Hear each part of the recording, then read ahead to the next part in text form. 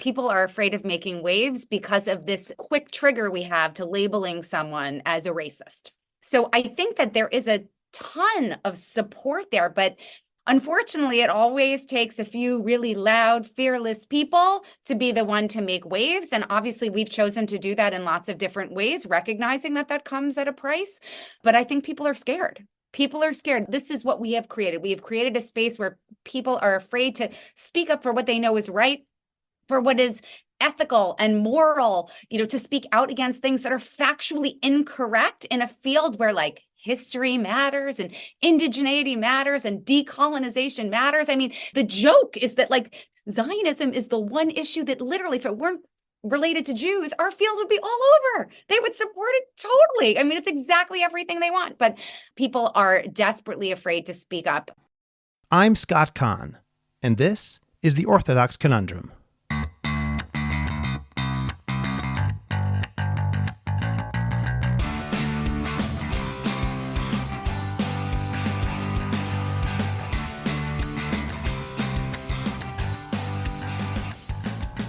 This is The Orthodox Conundrum on JewishCoffeehouse.com. I'm Scott Kahn. After October 7th, Jews around the world have felt besieged by some erstwhile allies, as some have been silent in the face of rampant antisemitism, and others have openly supported Hamas and its genocidal goals. While there have been many people who openly support Jews and Israel, the war in Gaza has also provided a moment of reckoning, as we discovered some unhappy surprises about people whom we thought were our friends. In that context, I'd like to talk about the reaction to October 7th by the American Association of Sexuality Educators, Counselors, and Therapists, or AASECT. As an organization dedicated to healthy sexuality, and one which has expressed opinions on hot-button issues unrelated to its core mission, AASECT certainly should have issued a statement condemning the sexual violence against Israelis on October 7th. That, however, did not happen for a long time, and even when it did, the statement felt like a giant hedge. As a result, my friend and Intimate Judaism co-host Tali Rosenbaum, along with some colleagues, resigned from AASECT and composed a letter to the board of directors of AASECT and to its membership, which reads as follows. This letter is being written with a heavy heart. AASECT has been a professional home for many of us, and yet now we must painfully part ways, and we are writing to let you know why. On October 7th, 2023, the worst massacre to befall the Jewish people since the Holocaust was perpetrated by Hamas, a group designated as a terror organization by the United States and the European Union. They relentlessly slaughtered over 1,200 people, mostly Jews, maimed over 5,500 more, brutally raped, tortured, and defiled women, slaughtered babies, and burned people alive, destroyed homes, property, and farms. Hamas terrorists filmed their mass violence with GoPros and with embedded photojournalists. They took over 240 hostages, 136 of whom are still in captivity and are still being brutally abused. And while many people have differing political views about Israel and the Palestinians, we did not ask or expect AASECT to take a stand, even though AASECT has taken political stands on varying issues that we don't all necessarily agree on.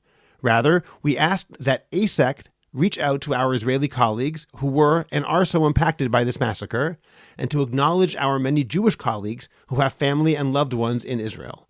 We asked that AASECT acknowledge our shock and horror, our collective pain, trauma, and grief.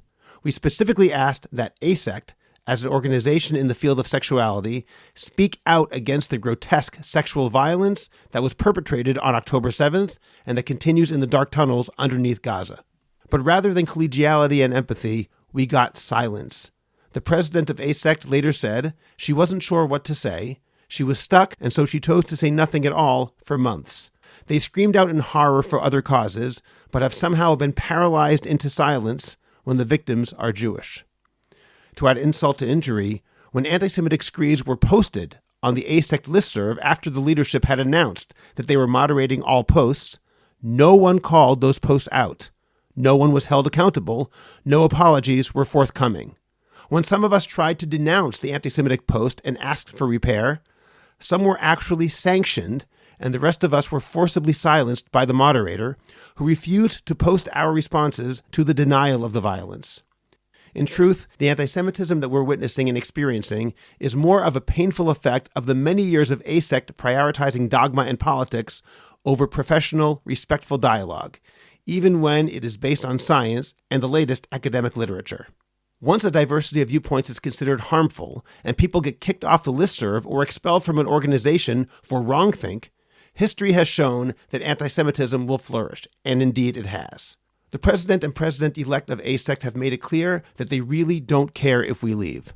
Our hope is that those who feel equally devastated but have chosen to stay within AASECT for the time being, as well as those people who are only now becoming aware of how AASECT treated its Jewish members, will continue to insist that changes be made. We believe that the anti-Semitic rot has set into AASECT, much like it has set into the halls of the greatest institutions of higher learning in our country. It will fester and grow if not acknowledged and addressed. That's the letter. The tepid or non-reaction of AASECT is not just about that one organization, however, but instead about general institutional sluggishness or refusal to support Jews in the wake of the war against Hamas. This has been happening all over, and even as we sadly get used to it, it remains extremely troubling. For that reason, I felt it was important to discuss what happened with AASECT with Tali Rosenbaum, psychotherapist Dr. Shoshana Bulow, and sexual educator Dr. Logan Levkoff. We also discussed the trauma of October 7th and the war, both in and out of Israel, as well as the binary thinking that has led to the demonization of Jews, the prevalence of anti-Semitism, agendas that are embedded in the system to the Jewish people's detriment, the fight against anti-Israel activity across the diaspora, and more. We'll begin that conversation in just a moment. First, let me remind you to subscribe to the Orthodox Conundrum podcast wherever you get your podcasts, and please rate it and write a review. Please subscribe to my Substack, Orthodox Conundrum Commentary. Last week I posted an article entitled Revenge, where I argued that the oft-heard claim that Israel's war against Hamas has devolved into a means of seeking revenge is either ignorant or just plain anti-Semitic. The link is in the description of this podcast, so get your free subscription today. And finally, remember that JCH Podcast Productions is the best place for you to go in order to produce your podcast from start to finish. Write to me at scott@jewishcoffeehouse.com so that we can discuss helping you make a high-quality, professional, and popular podcast. Tali Yehuda Rosenbaum needs little introduction to listeners of this podcast. She is an individual and couples therapist and a certified sex therapist and supervisor. Tali and I together co-host the Intimate Judaism podcast, and she is the co-author of the book, I Am for My Beloved, a guide to enhanced intimacy for married couples. Dr. Shoshana Bulow is a psychotherapist in private practice in New York City. She currently teaches and supervises in the Couples Therapy Training and Education Program at the William Alanson White Institute. She has also taught and supervised family, couples, and sex therapy at the Furkoff Graduate School of Psychology, the NYU Langone Program in Human Sexuality, the Ackerman Institute for the Family, the Mount Sinai School of Medicine, and the Family Institute in Jerusalem. Shoshana currently runs supervision groups for therapists looking to improve their couples therapy skills. She was an AASECT certified sex therapist and sex therapy supervisor for the past 17 years. Since her resignation from AASECT, she is now certified through the International Association of Psychotherapy Therapists. Dr. Logan Levkoff is an internationally recognized expert on sexuality and relationships. She speaks on a wide range of issues, including sexual health and sexuality education, parenting, combating anti-Semitism in school settings, trends in sexuality, deconstructing double standards, relationship hurdles, and intimacy, consent, and the role of sexuality and representation, or lack thereof, in pop culture, business, and politics. As a thought leader in her field, Logan frequently appears on television, including Good Morning America, The Today Show, The Rachel Ray Show, The CBS Early Show, Oprah, Fox News Channel, and CNN. She was also the host of Cafe Mom Show, Mom Ed, In the Bedroom, and was the sexuality expert for the first 3 seasons of the breakout hit for A&E, Married at First Sight. Logan is the author of 2 parenting books, Got Teens, The Dr. Mom's Guide to Sexuality, Social Media, and Other Adolescent Realities, with Dr. Jennifer Wider, and Third Base Ain't What It Used to Be, where your kids are learning about sex today and how to teach them to become sexually healthy adults. Tali Rosenbaum, Dr. Shoshana Bulow, and Dr. Logan Levkoff, thank you very much for joining me today on the Orthodox Conundrum podcast. Hi. Thank you for having us.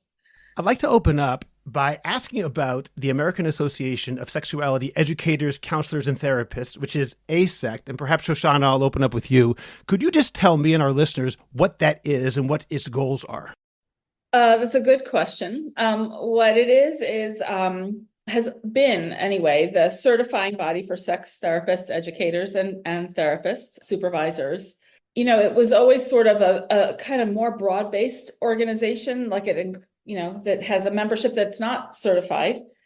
It became more of an advocacy organization as well, but that sort of happened from my perspective after I joined. Like I don't think I was aware of exactly the direction it was going in.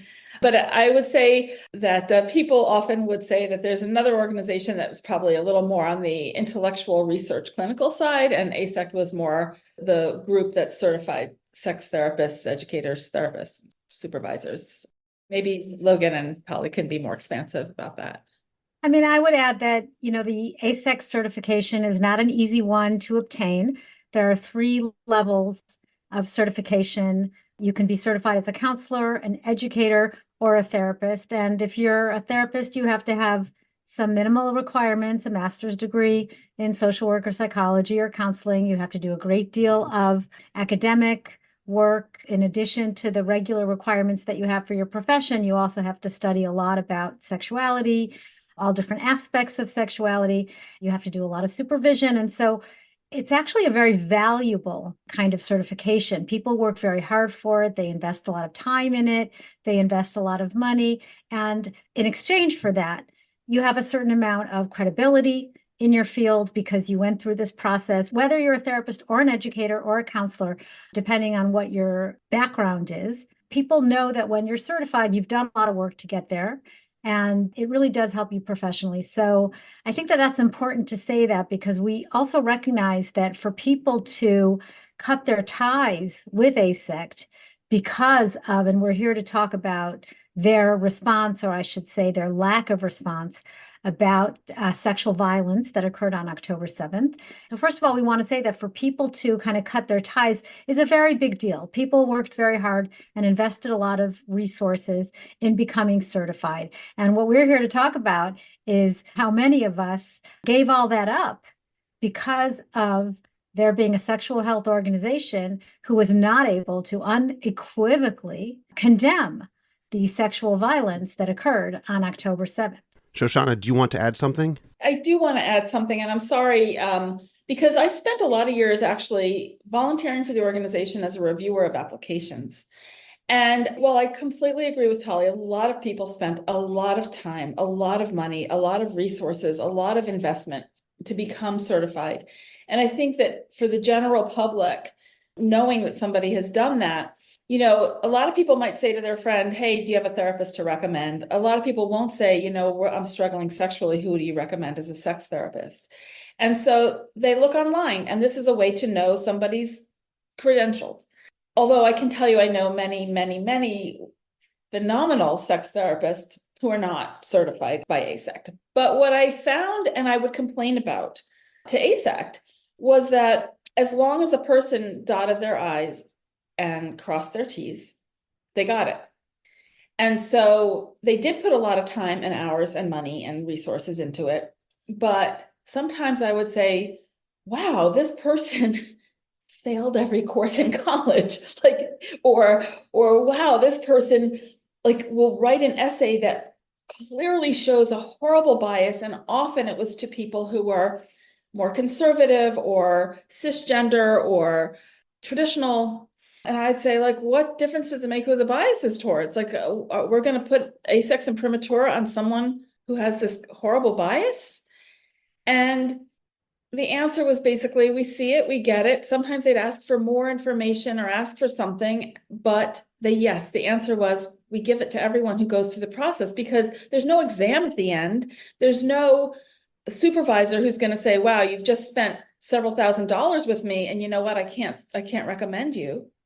So the process is actually a little, I don't think the public understands that. And I don't know how you feel about that, Tali, because, I absolutely agree in terms, I think it's a whole separate conversation about whether or not your sex therapist needs to be certified as a sex therapist, or whether or not sex therapy needs to be distinct from regular therapy. As you know, I'm psychodynamically trained, and I don't even do that much behavioral sex therapy. So I think that is an important conversation, but I think we kind of want to stick to this idea of how sexual health organizations, including AASECT, but not only AASECT, have failed to stand behind the Jewish people and the people of Israel. Logan, what did you want to add? As the lone sexuality educator, not therapist, on the call, back when I was starting decades and decades ago, AASECT was the only organization that even acknowledged that sexuality education was a field, a legitimate field. And to be perfectly candid, even within AASECT back in the day, it always felt like sex educators were kind of like, for lack of a better term, like the ugly stepchild. Like we were there, but no one really wanted to acknowledge that we were there. And then all of a sudden, things started to change with the times. And interestingly enough, it always felt to me like as the advocacy position grew and changed, all of a sudden educators started to have more of a voice, which is great in a lot of ways. But the field of sexuality education has changed so much. The voices are so different, and the clear agendas are so embedded now in the system that it's impacted everything. And I think that what's happening in sex education, and now there are a lot of other organizations that are certifying bodies, not as big in name as AASECT, but educators have a bigger voice now. And I think that a lot of educators are leading this charge. And I say that as someone who feels a great deal of shame about my field and what education has done to us as Jews and Israelis. And I think that that's a big piece of it. Education, the sex ed field has changed and dictated a lot of where this has gone, and not in great ways. Okay, Logan, I'm going to come back to that in a moment, but first I want to hear Tali explain what specifically happened with AASECT so that our listeners have a better idea of why we're having this conversation and the specific instance that took place, and then we'll get to some other topics as well. Yeah, I think you're right. I think we jumped into a conversation without a lot of context. So, the three of us are sexual health professionals and we're mental health professionals, and Logan is an educator, and we all are coming from having done a lot of work in the field. And this field has been pioneered by Jewish people from the beginning. And Jews have been very much a part of the field of sexual health, sexual education, and sex therapy, even way before Dr. Ruth. We're talking about some of the real pioneers in sexual health. And one of the things that we do, and this is, by the way, Orthodox conundrum. So what I can tell you, and Shoshana, you also identify as Orthodox.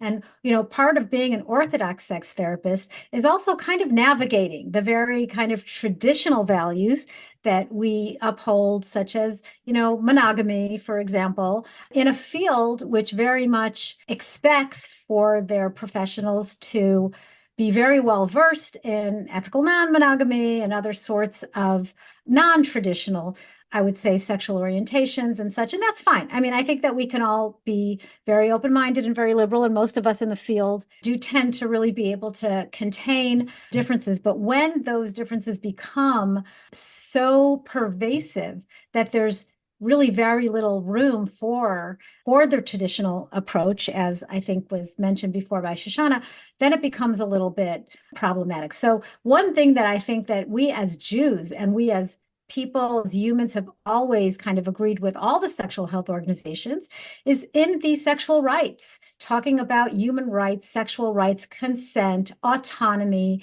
all of these very, very important principles. And I think on Intimate Judaism, we even have an episode where we talk about the principles according to the World Association of Sexology, the principles and how we compared them to Judaism and looked at some of the conflicts. We all know where we stand on this idea of consent.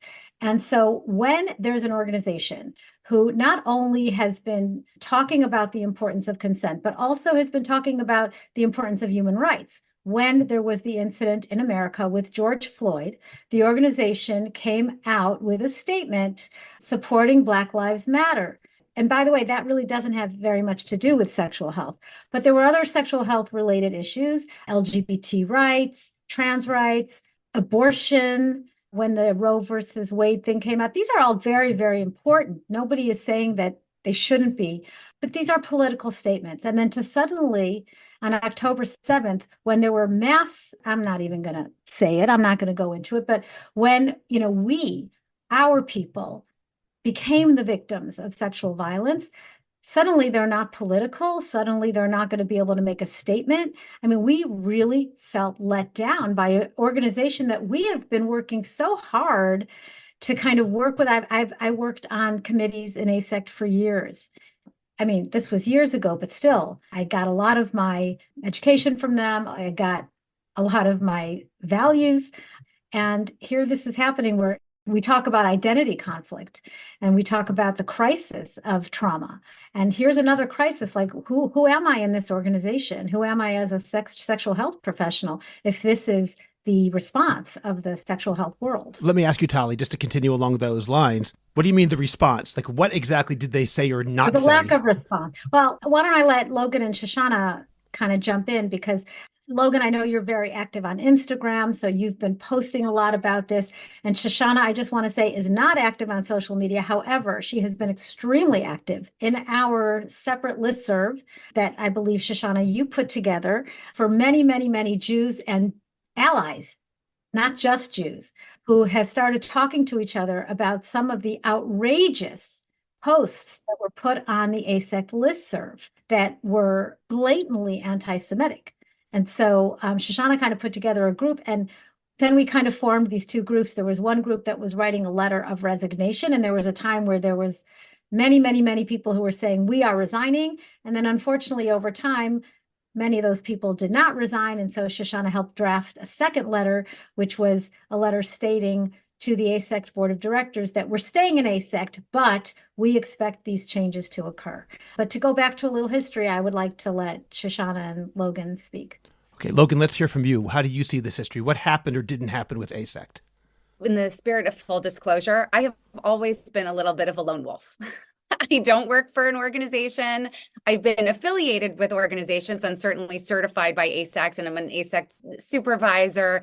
But I've always really been on my own as an independent person, which has been amazing in a lot of ways. I am beholden to no one but myself, which means I have the freedom to speak out whenever I want, sometimes like a bull in a china shop. And I acknowledge that that is a lot, that feels like a lot of what I do these days. But also, it can also feel a little bit lonely when you don't necessarily have allies, and or you don't feel like you have allies. And so I have felt, unfortunately, over the last couple of years, quite honestly, this didn't start October 7th I don't think for any of us, but I can say clearly for me, 2.5 years ago in May of 2021, I watched the sex ed field after Hamas was launching rockets into Israel, call Israel Goliath and Hamas David. And in that very moment, watching the people whose voices I had amplified, the people whose issues and fights I had proudly been on the front lines of, even if they weren't directly my own issues, I watched them all show me exactly who they were, which it did not take them a lot to show how much they hated Jews, right? Even if they didn't say it directly. Can I ask you a quick question just about that? I'm sorry to interrupt, but what do you mean they were talking about David versus Goliath? This is before October 7th. This did not involve any sexual violence. This was rockets directed from Hamas against civilian populations. Forget whose side they're on. Why are they weighing in at all on a sexual education listserv or something like that? I know. Because for some reason, our field has become one where it has become a field of binaries, of oppressed versus oppressor, of racial binaries, of no nuance. And all of a sudden, in this role of sexuality organization as advocacy group, lots of people feel compelled to take on these other issues. And yes, I mean, imagine looking at this May 2021 conflict saying like, terrorists, that's David. Like, obviously they're resistance, they're freedom fighters. I mean, it was so offensive and so painful that, truth be told, I kind of fell apart. I sat on my couch and cried for like days at a time. I started unfollowing and blocking people who I cared about deeply, who were, people I had either mentored or worked with or taught. I started just getting rid of all of them. And in that moment, like after I had done my tears, I made a decision that I was done fighting for anyone else's issues at the expense of my own. And that, for me, tikkun olam has kind of been this term that has been bastardized in some ways. It was never heal the world at the expense of yourself. And I think that we've spent a lot of time wanting to be so many things to so many people that we forgot that self-sacrifice was not supposed to be one of those values. And from that moment, I decided that I was going to put my Judaism and my Zionism front and center, regardless of what the cost was. And well, obviously there is a cost, but one that I was willing to pay. Is this what you were referring to before when you said that there are agendas embedded in the system, or was that something different? Yeah, I mean, I think it's all embedded in the system. I think this idea that, the biggest problem, and I see it in schools, I see it in our organizations, no one really knows who Jews are. That's real. I mean, at its core, we are often perceived as solely a faith, not a tribe of people, not an ethnicity, not a culture, not a group that crosses all racial categories and identifiers. No one knows what to do with us, so they only see us, quite frankly, in the very like Ashkenazi white New York Jew kind of way, which I understand that how I present, so I get the joke in that. But I think because of that, and there hasn't been enough conversation in the boards and in the organizations that have talked about the complexities and the history. And by the way, how about indigeneity of, Jews in Judea, that all of a sudden that conversation has been hijacked by people who have a very serious hatred of Jews, and it didn't take them long to show the world. Okay, thank you for that. Shoshana, what would you like to add to that in terms of your experience in dealing with these kinds of biases that you've seen, such that it led to your resignation? So I agree with Logan, and I think Tali, you might have said it as well, that this didn't start on October 7th. And it's not unique to AASECT, is the truth. It's really widespread in a lot of psychotherapy training programs, PhD programs, schools of social work. We see that in the media, even, professional organizations. It's pretty embedded at this point. So like I remember in 2018, after I'm pretty personally connected to the Pittsburgh community, and this one, I hate naming places, but one of the organizations that was very much a part of my professional life, they would talk about everything else, but that didn't come up. So I called and I wrote to him first. I said, "What happened?" Are you speaking about the Tree of Life shooting in October? The Tree of Life is a massacre. For me, it was like people I knew. It was very devastating. I mean, it's devastating for the whole Jewish community. And they said, "Oh, you're right." And would you want to talk about it? But it was clear that it didn't take on importance. And then it happened again during the Colleyville hostage taking. And again, I wrote, and again, they met with me. And again, they just couldn't bring themselves to have empathy or outrage for what happens to Jews the same way that they did for other communities. And so after that one, I actually organized, so Tali's right, I'm not a social media person, but I'm actually quite an active person in these things. And, this is, AASECT's not the only organization I've been actively doing this with, but I wrote something to that particular listserv. I'm trying to remember, it was post Colleyville, but at the time somebody also posted something that was political and anti-Semitic in my mind. And I wrote to the listserv moderator and I said, "Do you allow political stuff? I want to respond to this, but I actually, if this is not an okay post, I'd rather you just tell them to not do this." And the person wrote back and said, "No, they're actually not supposed to do it. I'm going to contact them." And then the person wrote in again to the listserv saying that he was treated in a racist way. He was shut down. And everybody started to jump at it, "Oh my God, oh my God." And meanwhile, I knew some of these people who, oh my God, and they didn't know what happened, actually. They just heard someone say this. And so they jumped to his defense. And then I actually pulled it up because the head of this organization at the time wrote a thing saying basically how people of color put themselves out there, take risks, put themselves out there publicly, and white people tend to do this, try to assert their power privately, and all the people who wrote in were Jewish. So I wrote and I said to her, "Did you mean to say that? Because do you hear what you said?" What was even the motivation behind saying that, at least publicly? What did that even mean? Because he kept saying the organization treated me in a racist way because they told him that his post was not allowed. Wow. And no one even knew what post was being referred to. It was really pathetic. Anyway, so I have been kind of trying to actively fight this stuff for a long time. And, my belief, sort of like what Logan is saying about the agendas and the system, is it's even more than the anti-Semitism in the system. It's a system where, as you said, Logan, that It's very binary. There's an oppressor, there's an oppressed. You're a victim, you're a victimizer. Like, in a world where even people will say like, wow, binaries are dangerous, except when it comes to that. And Jews always get put in the side of the binary that we're the victimizers, we're the oppressors, we're white, because you're either white or a person of color. And all nuance gets lost in these conversations. And if you say it wrong, if you do it wrong, if you believe the wrong thing, then you pay the price. And so that's not only about anti-Semitism, obviously, but I think it's a culture that foments anti-Semitism. And so when, Logan, you talk about the agenda and the system, I think the agenda is way bigger. Like the fight that I'm trying to actually address is even bigger. Like anti-Semitism is a horrendous offshoot of the problem, in my mind. Shoshana, I want to get back to something you mentioned in a few moments. You mentioned they and some of the people who, oh my God, and I want to hear about who the they is and who the they is not. But first, I want to ask if Talia wants to add anything to what you said. The whole thing to me is terribly ironic because, we were talking about the mental health field, basically. And in the mental health field, especially in sex therapy, many of us are couples therapists, we're relational therapists.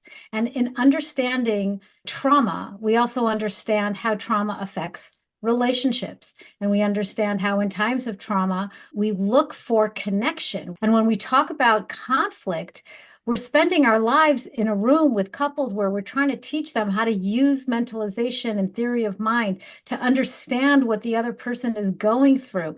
And we basically talk about being able to hold conflicting narratives. I mean, if you're good at what you do as a couples therapist, that means that you must know how to recognize nuance and recognize that it's not just about right or wrong and not just about black or white. So, for example, when I wrote into the listserv on October 8th, because I think somebody started out by saying, how are our friends in Israel doing? Which I very much appreciated. And I wrote in, and I was expecting like a lot of supportive responses. And there were some supportive responses, but there were also responses that were, very much about what Israel was doing and kind of saying that you cannot talk about anti-Semitism if you don't talk about Islamophobia. And you cannot talk about the sexual violence in Israel without talking about the violence and sexual violence in Palestine. I'm not aware of sexual violence in Palestine, but I am aware that there are many, many Palestinians being killed, and to think that that's not okay to say, it's totally okay. I mean, I'm not saying to people, I don't want to hear anything. No, you're not allowed to say anything to me about that. Of course you are. Of course we have to be able to hold that our situation is very, very complex and that we feel so victimized by what happened, but that we also understand that we're in a situation that is not ideal. War is not an ideal situation. But what they're saying is you're not allowed to say this. It has to be 100% this way. There's no way to hold two truths at once. And I find it really fascinating that we're talking about people who are supposedly supposed to be doing exactly that for a living. Well, then the people who are supposed to be doing exactly that for a living gets me back to the question I wanted to ask Shoshana, and I'll throw it out to everybody. I'm curious what that really means, because I'm guessing there are some allies. I hope it's not just the three of you. Obviously, more than that signed that letter, and people did resign from AASECT. But who are some of the people? Because before our conversation began, one of the questions I was going to ask, which I think unfortunately you've all answered, is this a leadership of AASECT thing or is it a membership of AASECT thing? And from everything that you've said, you've largely implied or said explicitly that it's a lot of the members as well. So let me start with you, Shoshana. Is this the majority of the AASECT members? Is this a small group that's vocal? How would you define it, at least in your experience? So I don't know. I don't know how many people actually are on the listserv. I think the organization has over 4,000 people and 4,000 voices aren't weighing in. I think a lot of people are not interested in the listserv because it can get explosive, it can get dangerous, it feels unsafe to a lot of people. It's not okay to have certain kinds of dialogue, certain kinds of questions. And so a lot of people just ignore it. So I would say my issue is more with the leadership, both their silence post October 7th, and then when they fine. And then they said a statement is coming, and then I forgot how many months it took. And the statement was like, we're just not sure, or something like that. It was, I'm trying to like, is Zionism, anti-Zionism? It was like, I froze, and other things, people would post on the listserv that I would say are actually reasonable things to ask, professional questions, they could get kicked off. And so I don't know how many people in the membership actually feel this way. I didn't leave because, there were definitely people who posted pretty blatantly anti-Semitic things. My issue is that it wasn't called out, and it wasn't like the leadership didn't seem to mind that when they filtered and they began to heavily moderate the listserv. The things that didn't get through were when Jews would post something, the stuff that somehow made it through, and it was more than one time, and stayed up way too long, or were pretty anti-Semitic posts. Do I think that that's a majority of the organization? I don't think so, but I just don't know what the majority feels. I'm going to weigh in myself as a non-AASECT member, but in general, one of the things that has bothered me in the world of pro-Israel non-Jews since October 7th has been their silent acquiescence. We like you. We appreciate you. We're going to vote for pro-Israel candidates. But the anti-Israel crowd is loud and vocal and protesting loudly. And it bothers me. And I have contacts and friends in the Christian world. And at times, the fact, this is what you were saying, Shoshana, about they may be ignoring it. That's exactly what I think is part of the problem. Obviously, I prefer tacit support than someone who is against us, but I'd prefer something more than tacit support. We are under attack as a people and as a nation. And in my mind, the people who support Israel, the people who support Jews should be more vocal. Obviously, there are some, I don't mean to be sweeping, but I feel that given the numbers, according to polls, who support Israel in the United States of America, I don't know why there hasn't been a massive multi-million person rally of, for example, evangelical Christians who are supposed to be very pro-Israel. Why aren't they in the streets protesting in support of Israel? We could use that support. I think that the government could see that support in a positive way. So getting back to your point, Shoshana, when you talk about people ignoring it, that may not mean they're anti-Semitic, but I don't mean that that necessarily absolves them of total blame. My point was that they may not have even seen it. Okay. They may not be reading the listserv. They may not be active on the listserv. I will say that I even had non-Jewish clients reach out to me. And so my experience hasn't been that, like, where are you? And some non-Jewish colleagues have been really amazing. I also just want to say something that is like a big issue for me is that I never use the words pro-Israel, because the opposite is anti-Israel. I always say Israel supporting. And I think sometimes people get, like, because of their feelings about Netanyahu or about right-wing government or about whatever it is, they start to feel like they're supporting something that they actually don't feel good about, even though they support Israel. And so I think the umbrella is way bigger in the Israel supporting community. I don't like what China does, but I'm not anti-China, or, I'm not anti-anyone. So I think that it's a language that is a problem, actually, that I have been fighting to try to change in the Israel supporting community. Okay, that's an important point. Thank you for adding that there. And let me just make one caveat. Of course, I also have Christian and non-Jewish friends who have reached out to me as well. So I don't want to say that I haven't heard it at all. Of course I have. I just mean that in terms of the numbers that supposedly support Israel, they've been somewhat quiet. Logan, what did you want to add to that? So I think that there's an underlying challenge, and I've seen it. I've gone toe to toe. I have a freshman in college and a freshman in high school. And I've spent the last couple of years fighting this in the schools, as well as online and obviously in professional organizations too. It's interesting because a few people even reached out to me in the last few days and said, I didn't renew my AASECT membership because I've been reading what you've been posting and writing, and it really impacts me. And I am so deeply, deeply appreciative of that. And at the same time, I also know that people are afraid of making waves because of this quick trigger we have to labeling someone as a racist, right? If you're standing for this, if you're speaking out, if you're challenging this system as the system currently exists, all of a sudden they are so deeply afraid of what the blowback is going to be. So I think that there is a ton of support there, but unfortunately, it always takes a few really loud, fearless people to be the one to make waves. And obviously, we've chosen to do that in lots of different ways, recognizing that that comes at a price.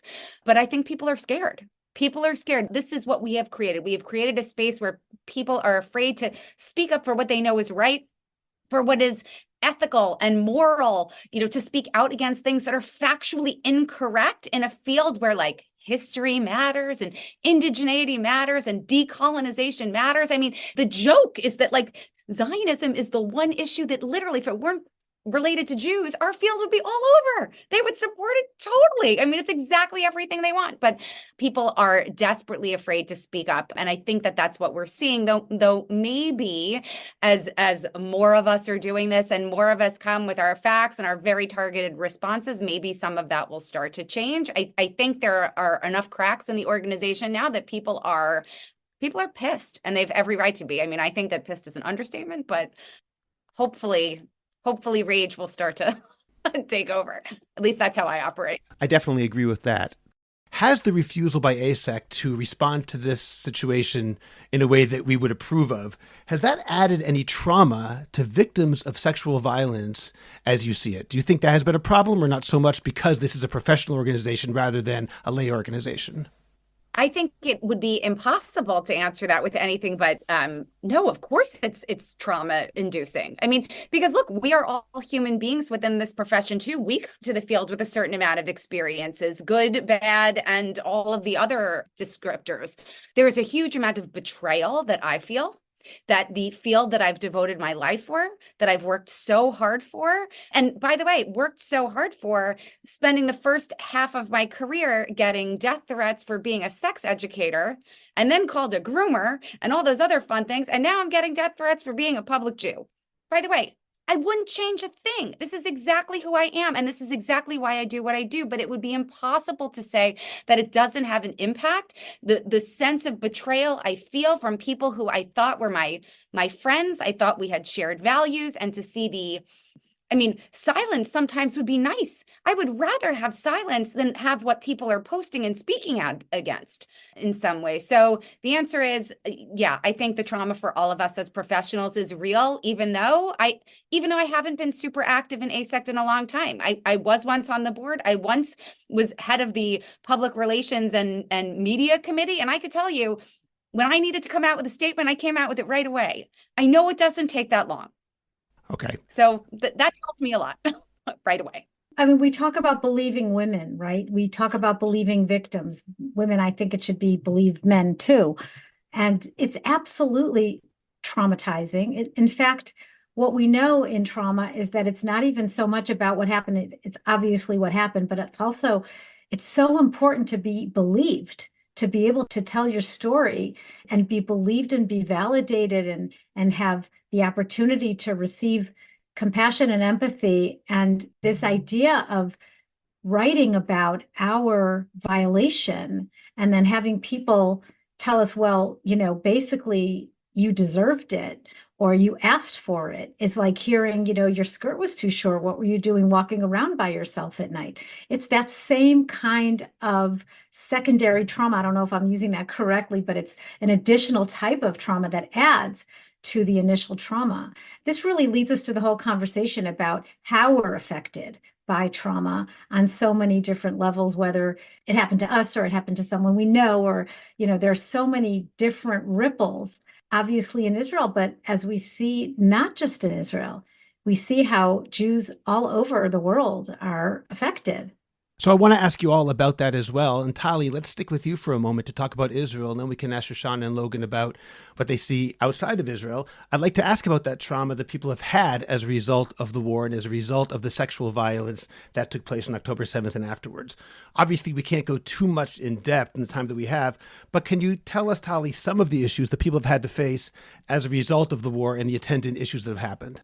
Well, I mean, that's really a huge conversation. I mean, we're talking a lot here about trauma, obviously.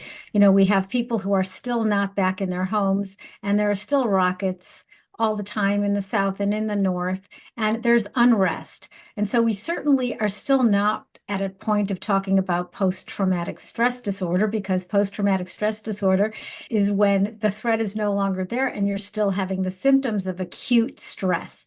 But we're having what's called prolonged stress. And what I actually want to say in regard to that is I don't want to talk so much about the country going to pieces because we're not. I want to talk more about our resilience and the fact that one of the factors that make us so resilient is our connections and our relationships and the way that we are there for one another. I'm not saying there's trauma every day. I mean, there are soldiers who unfortunately are coming back without limbs, and those are the ones that come back.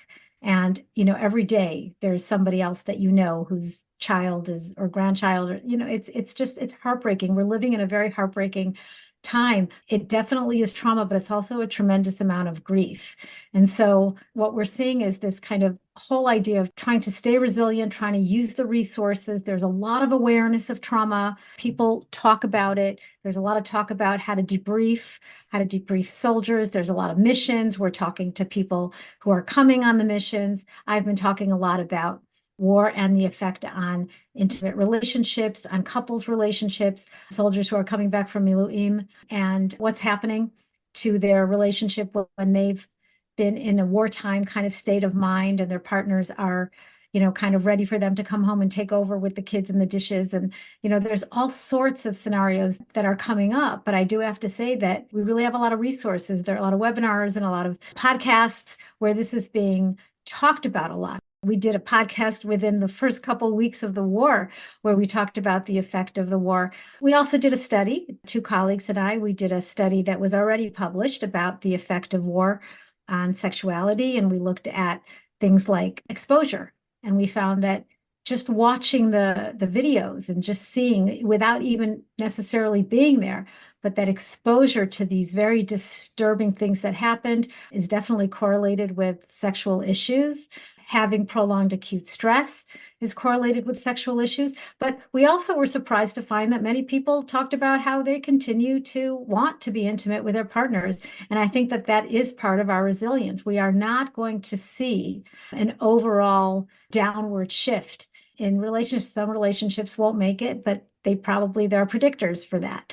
It could take up a whole podcast, but I hope that that was a good summary. Yes, thank you. That's very helpful. And I'll say that from talking to a lot of people, and in fact, I was visiting my parents for a few days last weekend, it seems to me and this is obviously my own anecdotal experience, that the emotional connection between people in Israel and at least the United States, I presume all of Chutz La'aretz, has become stronger, even as the experiential dimension has widened and become a bigger gap, because obviously it's a very different sort of experience. So I'd like to ask you, Shoshana, and then I'd like to hear from Logan as well, about some of the issues of trauma that Jewish people are experiencing in the wake of October 7th. In your practice, people you've seen in the United States, what sorts of issues are there? Obviously, it's quite different from soldiers coming home from war, but I assume that there are plenty of issues of trauma that people are dealing with there as well.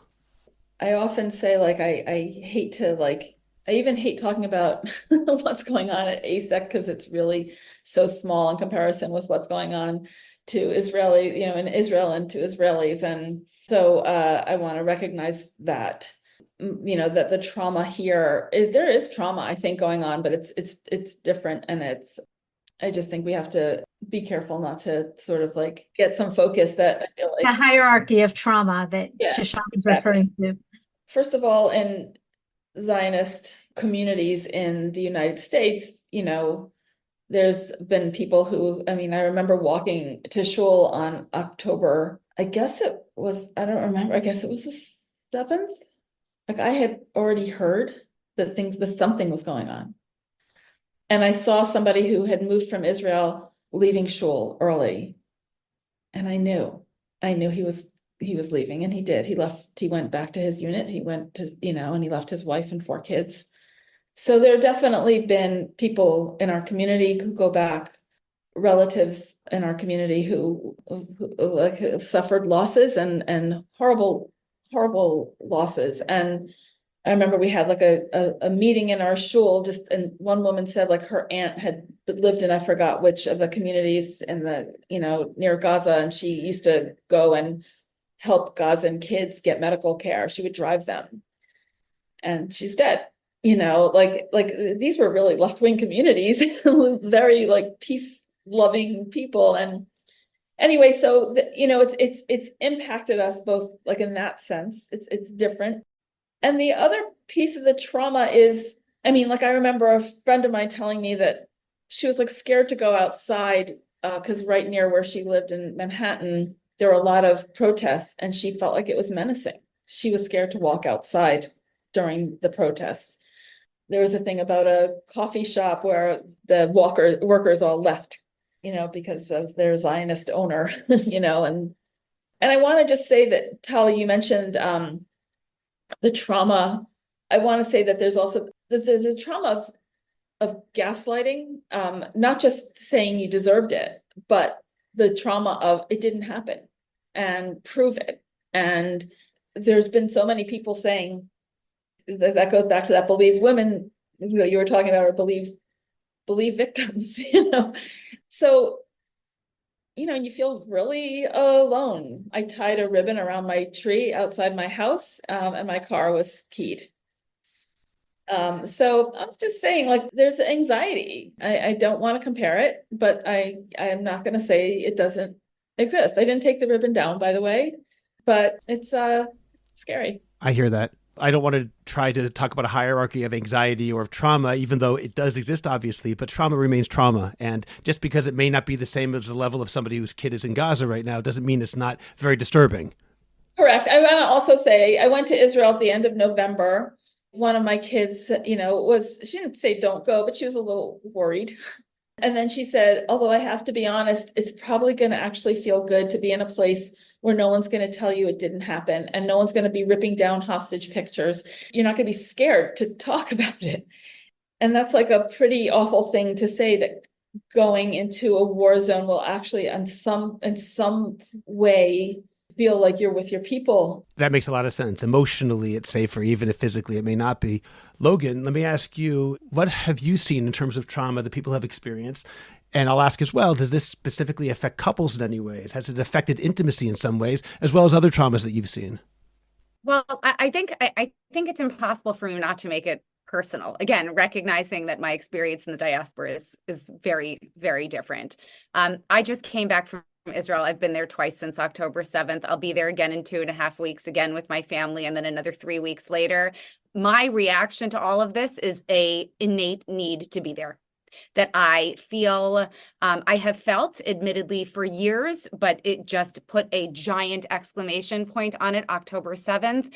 It is the only place where I feel like I can breathe. I feel it to be excruciatingly painful being in the United States right now, even in New York City, a place of lots of Jews and a place that I've always loved. I feel like for me and every person in my circle, we feel like we put on armor the minute we wake up, and we don't take it off until the minute we go to bed. We are prepared. I can speak for myself. I am prepared for a fight at any given moment, and I am ready.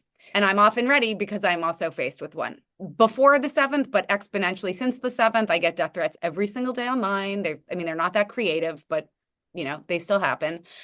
Being in Israel, one of the then I was with, as we were volunteering, and he's serving, and he's at the border in Lebanon, said, I have to be honest, Logan, we have the front lines here, but I'm much more concerned about the war that you are facing. Because the war online, the war here goes on, right? And there is a generational impact that we have here that is not comparative at all, but it's a different type of war that we are living in all the time here. And I would say that in terms of what I'm witnessing, I have to say a lot of my students, I wear the dog tag. They ask a lot of questions. They want to know what it's like to be in Israel, and they're thoughtful and kind and wonderful. But literally the minute before I came to work this morning, I was sitting at a cafe telling someone about what my son was experiencing on a college campus and how he was advocating for himself and all of the things that we were doing. And a man who is my contemporary, if not slightly older, looked at me and said, "I'm sorry, I've been eavesdropping. You're raising an unbelievable young man." And he started to cry.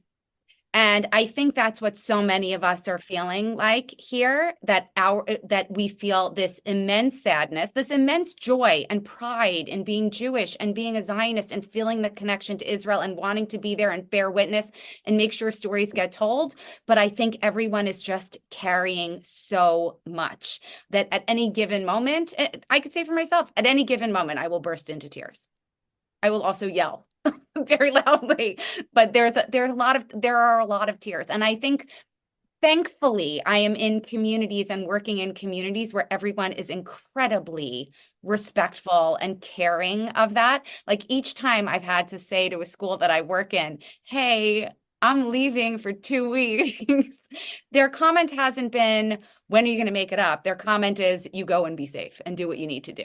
And so there is a silver lining in all of this, that for a lot of people, they get it and they understand, and they don't want to be on the other side. They want to be on the right side of history. You're speaking about not Jewish people. Not Jewish people.